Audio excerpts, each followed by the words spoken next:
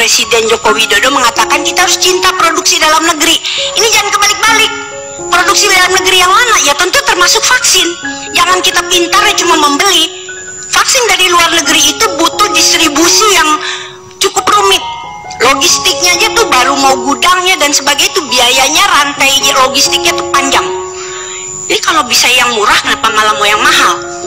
Artinya kalau untuk sekarang kita setuju yang luar negeri cepat jadi untuk mendongkrak ekonomi kita, Indonesia sehat, ekonomi bangkit, itu kita perlu. Tetapi kita juga harus mempercepat vaksin merah putih dan Nusantara ini.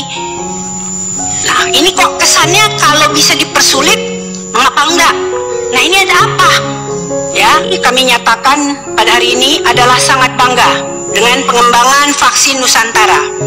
Ada sebabnya, karena kami sudah membaca pada Landscape of Novel Coronavirus Conflict Vaccine Development Worldwide, di mana vaksin Nusantara itu ada di listed nomor, kalau saya tidak salah, di listednya nomor 59 dari 79 vaksin development di dunia. Jadi teman-teman dan publik harus tahu, ini bukan penelitian vaksin abal-abal, karena ini dipublish worldwide, internationally worldwide. Nusantara, malah kita juga bangga pada merah putih, tapi yang sudah dipublish di Landscape of Novel Coronavirus Candidate itu adalah Nusantara. Dan ini yang terdaftar di situ adalah Balitbang Kemenkes dan PT Avita Biomedical. Nah, oleh karenanya mengapa saya perlu sitir ini? Saya justru heran. Seharusnya kalau yang terdaftar di situ adalah Kemenkes, yang didaftar di situ adalah Balitbangnya. Harusnya kan Kemenkes ada di garda terdepan pengembangan vaksin ini. Nah, apalagi saya mendapatkan berita dari teman-teman yang kemarin melakukan rapat resmi DPR yang dipindahkan. Kalau kita reses itu, perlu hadirin ketahui, reses itu adalah rapat resmi DPR, sama nilainya, tetapi dipindah. Yang dilakukan pada saat itu oleh Komisi 9 di Rumah Sakit Karyadi untuk mengenai vaksin Nusantara. Dan yang menarik, di proyek ini dengan melibatkan Balitbangkes, Kemenkes sudah ada anggaran. Anggaran pada saat itu yang kami dapatkan informasi dari teman-teman, sejauh ini sudah pada posisi 29 miliar. Dan pihak-pihak yang terlibat itu semua adalah pihak-pihak juga pemerintah, dan bukan tanpa dasar, dengan dasar hukum. Dasar hukumnya tadi ada SK menterinya, ada izin Bapak Badan POM-nya pada awal startnya. Saya bukan bilang izin emergency use, itu bukan. Tapi pada awal penelitian ada izin POM, ada SK menterinya, kemudian ada komisi etik, dan sebagaimana lazimnya perizinan itu ada semua. Penelitian itu lazimnya harus ada penelitian. Nah, jadi berbekal itu semua anggaran sudah mengucur. Tapi yang saya heran, setelah hari ini saya mendengar paparan dari seluruh pemangku kepentingan yang hadir, membuat saya tertarik mengelaborasi vaksin Nusantara. Ya, karena apa? Dalam paparan di 3 kementerian, ya artinya 3 badan pemerintah, baik Badan POM, kemudian Menristek, dan Kemenkes, kalau tadi tidak dipersoalkan, seakan-akan kok menghindar. Padahal menghilangkan, kalau tidak diminta tidak ada, udah jelas agendanya adalah vaksin Nusantara. Tapi yang dipaparkan vaksin merah putih itu juga penting, tapi kan itu nggak ada masalah. Justru aneh sekali, walaupun akhirnya dibahas tapi terkesan sambil lewat, padahal banyak masalah.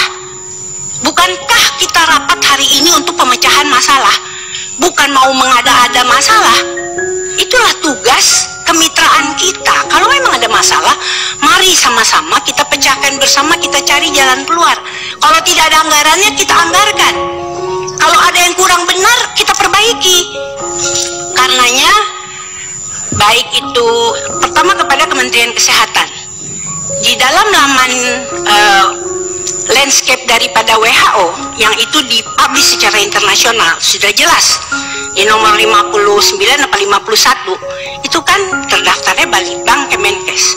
Dana pun sudah dikeluarkan. Pergantian menteri bukan berarti kemudian yang lalu ada yang lalu, yang sekarang ada yang sekarang. Ya nggak begitu cara kerja negara kita.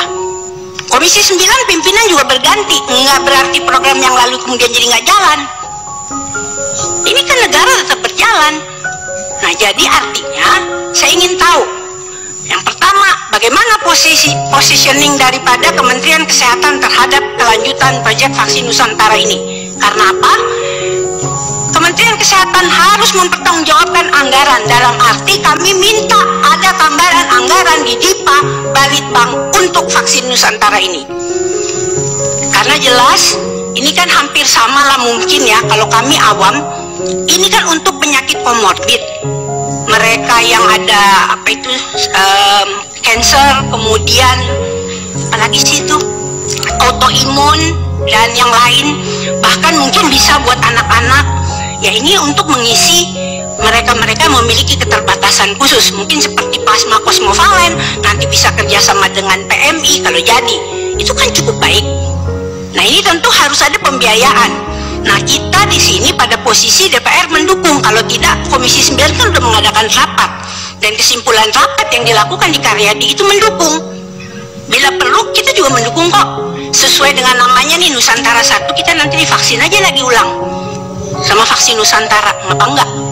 Nah karenanya kita minta positioningnya, karena DPR pasti setuju untuk menganggarkan itu, karena sudah tercatat secara internasional. Kita kan berani berbuat, berani tanggung jawab kalau memang baik dan memenuhi semua ketentuan persyaratan tentunya. Kemudian yang kedua, kepada Badan POM, setahu saya vaksin Nusantara ini belum meminta EUA.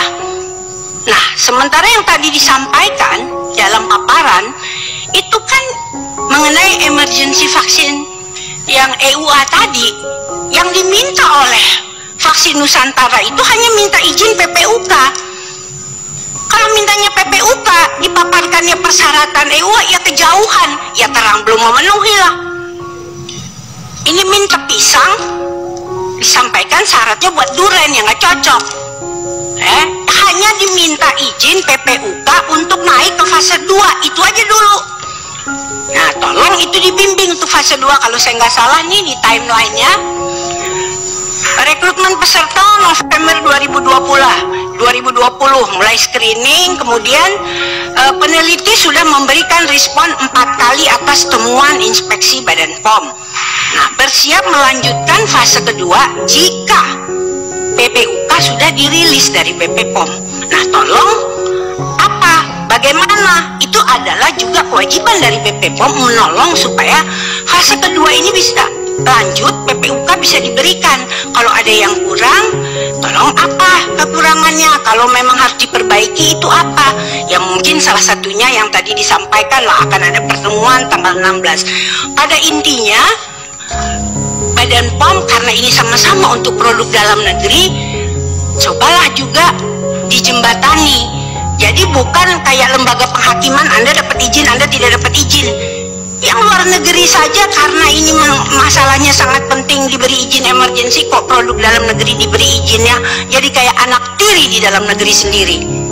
Itu yang tolong dibantu supaya PPUK-nya bisa diterbitkan. Karena untuk menguatkan si vaksin Nusantara ini supaya bisa naik ya, jangan sampai dia tidak terbit PPUK, jadi jangan sampai dia itu belum bertunas sudah keburu dipotong, kira-kira seperti itu. Dan yang ketiga, mungkin untuk Menristek dan yang lain, seluruhnya saya tuh inginkan para pihak di sini, marilah kita semua melepas semua prejudice ataupun sikap-sikap skeptis, harus benar-benar objektif lah untuk mendengar penjelasan dari para peneliti vaksin Nusantara ini, Karyadi, sehingga kita harus memberikan kesempatan seluas-luasnya, memberikan ruang juga seluas-luasnya kepada sains, pada ilmu pengetahuan. Kalau bangsa yang besar itu yang menghargai ilmu pengetahuan. Ya, kalau di sini mungkin Undip, ya, mungkin ini Undip karena kalau yang lain mungkin sudah berkembang besar, UI sudah besar, kemudian Gajah Mada juga sudah, Brawijaya dan sebagainya. Bukalah ruang sebesar-besarnya. Walaupun saya juga lulusan UI, tapi saya ingin juga Undip ini juga bisa menjadi besar. Jadi kita ada kesetaraan, ada di seluruh Indonesia universitasnya tuh berkembang semuanya. Jadi untuk kepentingan sains marilah kita tunjang bersama. Jadi ada juga keberlanjutan, jangan kita jadikan kebiasaan, karena ini saya melihat seakan-akan, apakah ini media atau apa, ini seolah-olah hanya vaksinnya Dr. Terawan, padahal bukan. Jangan kita bermain dengan kata-kata. Ini adalah ilmu pengetahuan milik anak bangsa semua, bukan pribadi. Nah, itu yang saya harap dengan ini, karena kita nanti juga bisa menganggarkan di dalam Balitbang. Jangan sampai kemudian, oh ini karena program menteri lama, menteri baru jadi lain. Nggak ada itu, apalagi ini ilmu pengetahuan. Nah, ini yang saya harap seperti itu. Dan rapat pada hari ini saya harap bisa menghasilkan satu keputusan, apalagi ini menyangkut produk anak bangsa. Mungkin itu saja dari saya. Terima kasih. Wassalamualaikum warahmatullahi wabarakatuh.